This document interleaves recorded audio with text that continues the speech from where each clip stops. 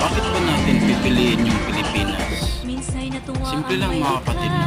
Unang-una sa lahat, yung mga ninuno natin, yung mga unang tao dito sa Pilipinas, pinaglaban nila yung Pilipinas sa mga Kastila, sa mga Hapon, sa mga Amerikano.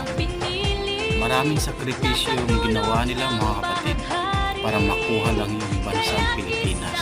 Kasi kung hindi lumalaban yung ating mga ninuno, alipin po tayo ngayon. Siguradong alipin po tayo ng ating mga banyaga. Sunod-sunuran po tayo ngayon.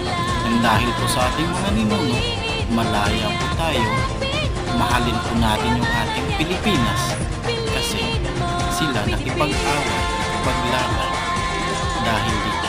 Kaya mga kapatid, piliin mo